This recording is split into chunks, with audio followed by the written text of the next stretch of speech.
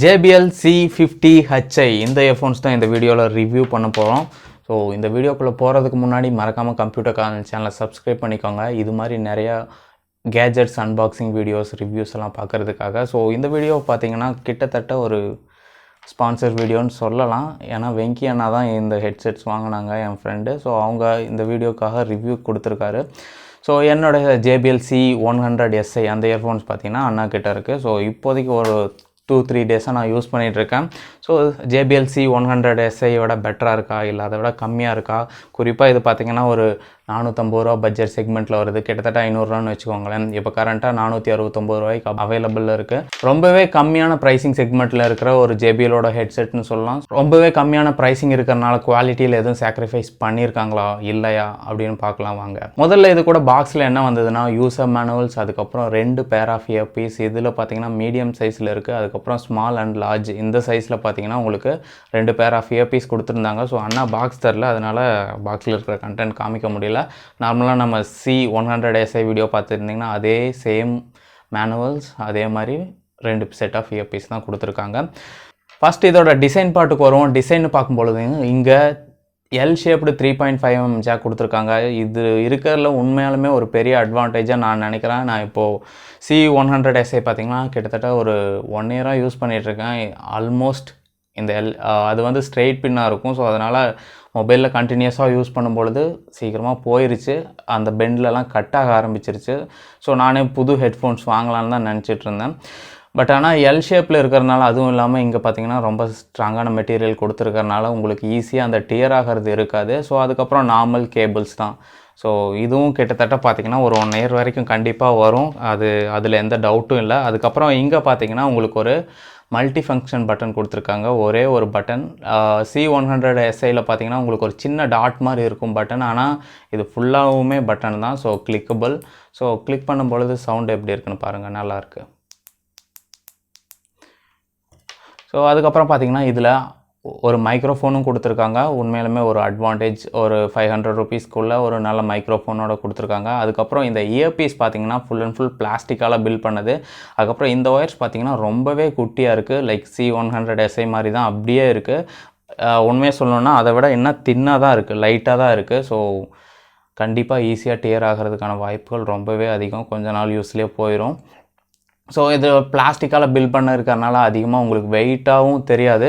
அதே சமயம் காதில் இருக்கும்பொழுதும் உங்களுக்கு எதுவும் ஃபீல் வந்து லைக் கம்ஃபர்டபுளாக தான் இருக்கும். நீங்கள் வெயிட்டாக எதுவும் யூஸ் பண்ணுற மாதிரி இருக்காது. அதே சமயம் நீங்கள் காதில் ஒன்ஸ் போடும்பொழுது சரௌண்டிங்கில் இருக்கிற நாய்ஸை ஒரு 30 to 40% வரைக்கும் நல்லா கண்ட்ரோல் பண்ணுது. நாய்ஸ் கேன்சலேஷன் ஆகுது. நாய்ஸ் கேன்சலேஷனுக்குன்னு எந்த ஒரு ஃபீச்சரும் இல்லை. பட் ஆனால் நல்லா உங்களுக்கு பிளாக் பண்ணி சரௌண்டிங்லேருந்து வர்ற நாய்ஸை வந்து ரொம்பவே கண்ட்ரோல் பண்ணுதுன்னு சொல்லுவேன். C100siயில் கூட நான் இந்த அளவுக்கு ஃபீல் பண்ணல. பட் ஆனால் இதில் சும்மா எம்டியாக இருக்கும் பொழுதே உங்களுக்கு அந்த சரௌண்டிங் நாய்ஸை ரொம்பவே கண்ட்ரோல் பண்ணுது. ஸோ நல்லா கரெக்டான பர்ஃபெக்டான இயர்பீஸ் சூஸ் பண்ணிங்கன்னா உங்களுக்கு அந்த ஏர் ஃப்ளோ வந்து கண்டிப்பாக பிளாக் ஆகும். அடுத்து சவுண்ட் குவாலிட்டிக்கு வருவோம். ப்ரைஸிங் கம்மியாக இருக்கிறனால ஓரளவு சவுண்டில் சாக்ரிஃபைஸ் பண்ணியிருப்பாங்க அப்படின்னு தான் நினச்சேன். பட் ஆனால் எந்த ஒரு குறையும் வைக்காமல் நல்ல பேஸ் குவாலிட்டி இருக்குது, நல்ல ஆடியோ குவாலிட்டி இருக்குது, மிட்ஸ் ஹைஸ் எல்லாமே சூப்பராக கிறிஸ்டல் கிளியராக நல்லாவே கேட்குது. JBL C100siக்கும் இதுக்கும் எனக்கு பெருசாக டிஃப்ரென்ஸ் தெரில. இது ரெண்டையும் நான் மாற்றி மாற்றி கேட்டு பார்த்தேன். பட் ஆனால் பெருசாக மேஜராக எந்த ஒரு டிஃப்ரென்ஸும் தெரில சவுண்ட் குவாலிட்டி வச்சு பார்க்கும் பொழுது. ஸோ சவுண்ட் குவாலிட்டி உண்மையாலுமே எனக்கு பிடிச்சிருந்தது. 500 ருபீஸ்க்குள்ளே ஒரு நல்ல ஹெட்ஃபோன்ஸ்னு சொல்லுவேன். அடுத்தது காதில் வச்சு யூஸ் பண்ணும்பொழுது ரொம்பவே கம்ஃபர்டபுளாக தான் இருக்குது. ஸோ நீங்கள் லைக் ரன்னிங் போகும்பொழுது அது மாதிரி டைமில் பார்த்தீங்கன்னா எங்களை ஷேக் பண்ணாலும் உங்களுக்கு அவ்வளோ சீக்கிரமாக காதிலேருந்து வெளியே வராது. ஸோ நல்ல கம்ஃபர்டபுளாக இருக்குது, நல்ல ஃபிட் இருக்குது.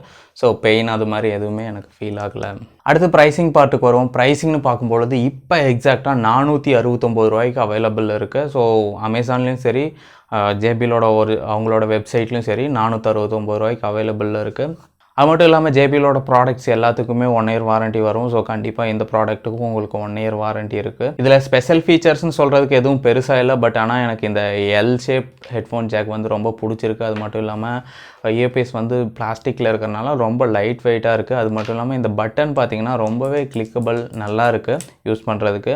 இந்த பட்டனில் பார்த்தீங்கன்னா நீங்கள் சிங்கிள் கிளிக் பண்ணும்பொழுது ஆடியோ கேட்டுட்டு இருந்தீங்கன்னா, சாங்ஸ் கேட்டுட்டு இருந்தீங்க, மூவி பார்த்துட்டு இருக்கும்போது பாஸ் அண்ட் ப்ளே பண்ணுறதுக்கும், டபுள் கிளிக் பண்ணும்பொழுது அடுத்த ட்ராக்ஸ்க்கு எடுத்துகிட்டு போகும்போதுக்கும் யூஸ் ஆகுது. அதே சமயம் நீங்கள் கால்ஸ் பேசும்பொழுது சிங்கிள் கிளிக்கில் ஆன்சர் பண்ணுறதுக்கும், லாங் ப்ரெஸ் பண்ணும்பொழுது காலை டிஸ்கனெக்ட் பண்ணுறதுக்கும் யூஸ் ஆகுது. இது ஒரு மல்டி ஃபங்க்ஷன் பட்டன். ஸோ எல்லாத்துக்கும் இதே பட்டன் தான். இங்கே ஒரு டிஸ்அட்வான்டேஜ் என்னென்னா வால்யூம் கண்ட்ரோல்ஸ் கண்டிப்பாக கிடையவே கிடையாது. C100siலையும் வால்யூம் கண்ட்ரோல்ஸ் கிடையாது. பட் இதுலேயும் சேம் அகெயின் வால்யூம் கண்ட்ரோல்ஸ் கிடையாது.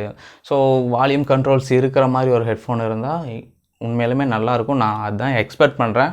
ஸோ உங்களுக்கு வால்யூம் கண்ட்ரோலோடு இருக்கிற ஹெட்ஃபோன்ஸ் பிடிக்குமா, இல்லை வால்யூம் கண்ட்ரோல் இல்லாமல் ஒரே ஒரு மல்டி ஃபங்க்ஷன் பட்டன் இருந்தாலே ஓகேவா, கீழே கமெண்ட் செக்ஷனில் சொல்லுங்கள். ஸோ நிறையா பேருக்கு ஒரு டவுட் இருக்கும், இந்த ஹெட்ஃபோன்ஸ் பார்த்தீங்கன்னா கால்ஸ் பேசுகிறதுக்கு எப்படி இருக்குன்னு. கால்ஸ் பேசுகிறதுக்கு நான் ஷிதின் கிட்ட ரொம்ப நேரம் பேசினேன். ஸோ அவங்ககிட்ட கேட்ட வரைக்கும் கால்ஸ் ரொம்பவே கிளியராக கேட்குதுன்னு சொன்னான். ஸோ அதுக்கப்புறம் நானும் ட்ரை பண்ணேன், என் ஃப்ரெண்டை பேச சொல்லி நான் ஆப்போசிட்டில் கேட்டேன். ரொம்ப கிளியராக தான் கேட்டுச்சு. ஸோ மைக் குவாலிட்டிக்கு பொறுத்த வரைக்கும் எந்த ஒரு ப்ராப்ளமும் இல்லை, நல்லாவே கேட்குது. JBL C100si பார்த்தீங்கன்னா 600 rupees பட்ஜெட் செக்மெண்ட்டில் வருது. அதே சமயம் இந்த C50HI பார்த்தீங்கன்னா 470 rupees வருது. ஸோ கிட்டத்தட்ட ஒரு 130 ரூபா கம்மி. பட் ஆனால் சவுண்ட் குவாலிட்டியில் ரெண்டுமே சேம் தான் என்னை பொறுத்த வரைக்கும். ஸோ ஒரு 100 ரூபா கம்மியாக JBLலேருந்து ஒரு நல்ல ஹெட்செட் வாங்கணுன்னா கண்டிப்பாக ட்ரை பண்ணலாம். நல்ல பேஸ் குவாலிட்டி, நல்ல மைக் குவாலிட்டி, நல்ல ஆடியோ குவாலிட்டி இருக்குது ஓவராலாக. ஸோ இந்த ஹெட்ஃபோன்ஸ் யார் சூஸ் பண்ணலான்னா, ஒரு 500 ரூபாய்க்குள்ளே எனக்கு ஒரு JBL ஹெட்செட் வேணும்பா அப்படின்னு யாராவது சொன்னீங்கன்னா கண்டிப்பாக இந்த ஹெட்ஃபோன்ஸ் ட்ரை பண்ணலாம்.